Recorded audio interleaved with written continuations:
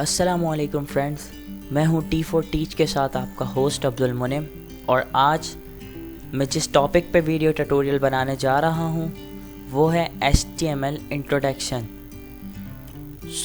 हम सबसे पहले तो इस चीज़ को डिस्कस कर लेते हैं कि HTML को हमें यूज़ करने की ज़रूरत कहाँ पड़ती है। जैसा कि फ्रेंड्स आपको पता है कि आजकल जो स्कोप है ज़्यादातर वो IT का स्कोप है। IT के अंदर एक फील्ड है वेब डेवलपमेंट या ऐप डेवलपमेंट। अगर आप उस फील्ड के अंदर जाना चाहते हैं तो आपको HTML आना लाजमी है। HTML एक मेन रोल अदा कर रही होती है ऐप डेवलपमेंट के अंदर और वेब डेवलपमेंट के अंदर। HTML बेसिकली आपको स्ट्रक्चर क्रिएट करके देती है किसी भी वेब का, किसी भी ऐप का। अगर आप इस फील्ड के अंदर जाना चाहते हैं तो आपको HTML आनी चाहिए। अब आगे इस चीज़ को डिस्कस कर लेते हैं कि HTML बेसिकली है क्या चीज़। HTML stand for hyper text markup language. ये बेसिकली एक हाइपर टेक्स्ट मार्कअप लैंग्वेज है।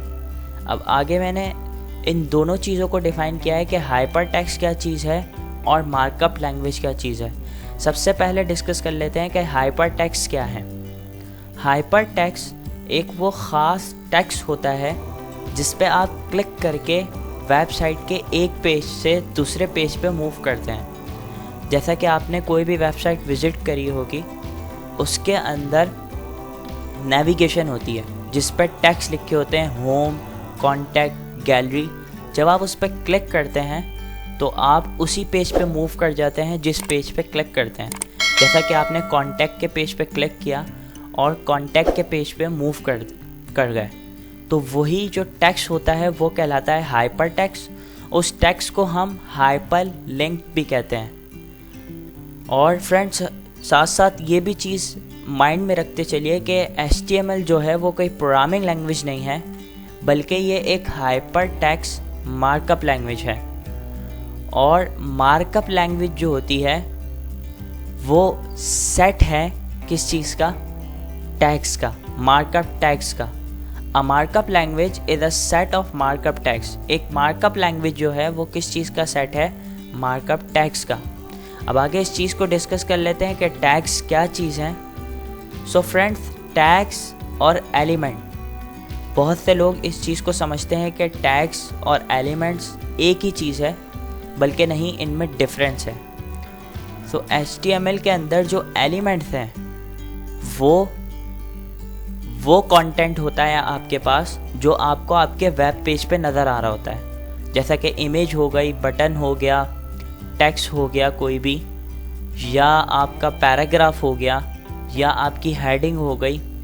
तो वो जो कंटेंट आपको वेब पेज पे नज़र आ रहा होता है वो कहलाता है एलिमेंट। जैसा कि हमारे पास, मैंने ये एग्जांपल भी दी है इस चीज़ की कि पी जो होता है हमारे पास पैराग्राफ के लिए यूज़ हो रहा होता है एलिमेंट। प्री जो होता है वो भी पैराग्राफ के लिए यूज़ हो रहा होता है। इनमें डिफरेंस है। अगर हम आगे चलेंगे तो इंशाल्लाह फिर इसको डिस्कस करेंगे आगे चल के। H1 हमारे पास जो है हेडिंग के लिए यूज़ हो रहा होता है। HR हमारे पास हॉरिजॉन्टल ड्रॉ के लिए यूज़ हो रहा होता है। और B टेक्स्ट को बोल्ड करने के लिए यूज़ हो रहा होता है। और IMG जो है हमारे पास इमेज को लगाने के लिए यूज़ हो रहा होता है। उसके बाद हमारे पास आता है टैग।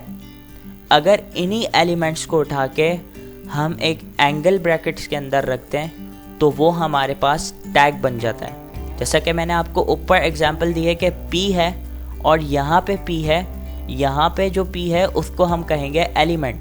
और अब इसी P को हम उठा के टैग के अंदर रखते हैं, मतलब एक एंगल ब्रैकेट के अंदर रखते हैं, तो वो हमारे पास क्या बन जाता है?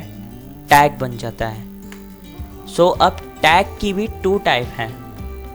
टैग जो है उनकी 2 टाइप्स होती हैं। सबसे पहली जो उसकी टाइप है वो है पेयर टैग्स।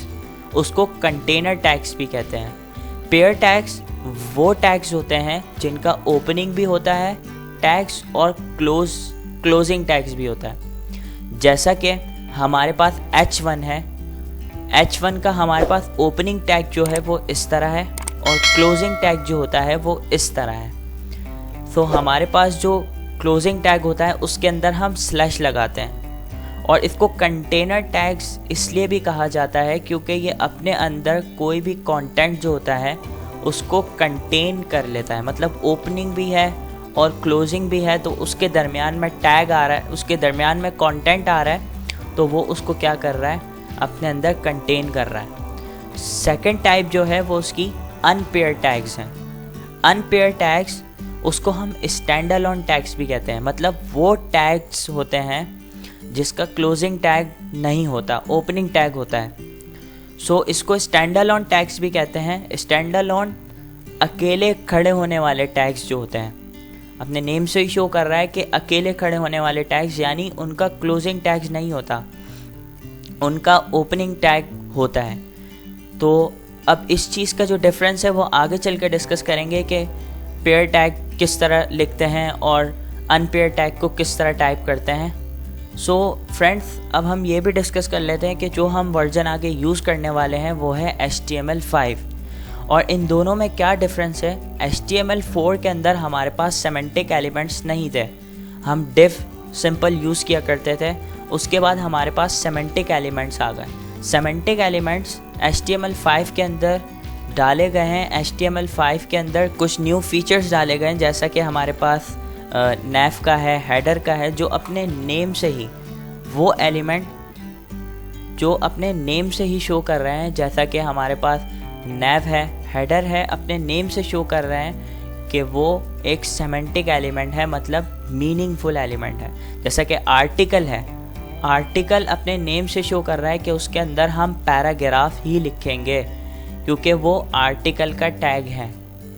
सो आइए अब इस चीज़ को भी डिस्कस कर लेते हैं कि इस HTML को यूज़ करने के लिए हमें किन सॉफ्टवेयर्स की नीड होगी।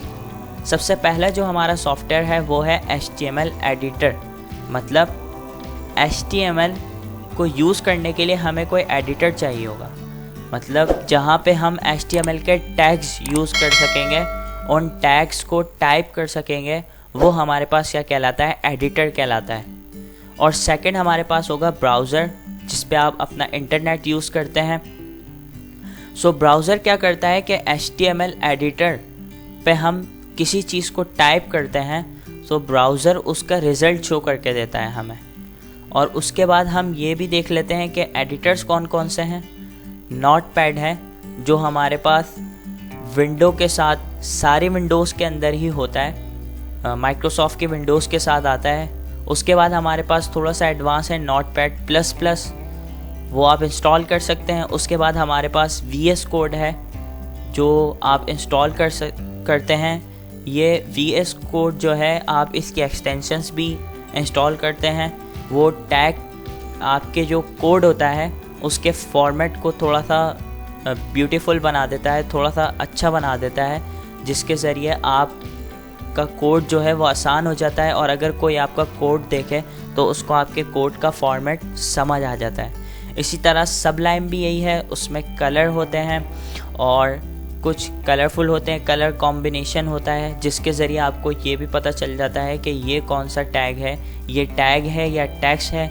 और आपको ये भी चीज़ें पता चल जाती हैं कि ये टैग क्लोज़ हुआ भी है या नहीं हुआ, इसका ओपनिंग टैग कहाँ है और इसका क्लोजिंग टैग कहाँ है। इसी तरह हमारे पास एटम जो है, वो एटम एक और एडिटर है जो बिल्कुल तकरीबन सबलाइम की तरह ही है।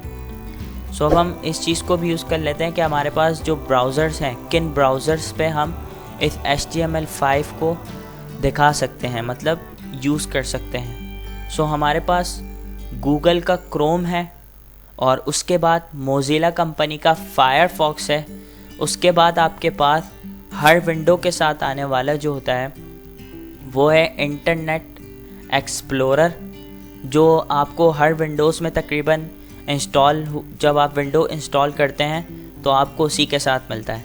सेकंड हमारे पास सफारी है जो मेक के अंदर होता है, आप उसको विंडोज़ के अंदर भी इंस्टॉल करते हैं। सो मेक वाले जो होते हैं, मतलब जो मेक यूज़ कर रहे होते हैं, वो अपने पास ज़्यादातर सफारी यूज़ करते हैं। ओपेरा है, ओपेरा को हम मोबाइल के अंदर भी यूज़ करते हैं और कंप्यूटर के अंदर भी यूज़ करते हैं। ज़्यादातर जो है लोग इसको मोबाइल के अंदर यूज़ करते हैं। सो होप सो फ्रेंड, आपको हमारी जो ये वीडियो ट्यूटोरियल है वो अच्छा लगा होगा। लाइक कीजिएगा, शेयर कीजिएगा और सब्सक्राइब कीजिएगा, और सब्सक्राइब करते वक्त बेल आइकन पर क्लिक करना ना भूलिएगा, ताकि आपको हमारी आने वाली अगली वीडियोस के बारे में पता चल सके, अगली HTML सीरीज़ के बारे में पता चल सके। सो फ्रेंड्स, मिलते हैं नेक्स्ट वीडियो में, तब तक के लिए अल्लाह निगहबान।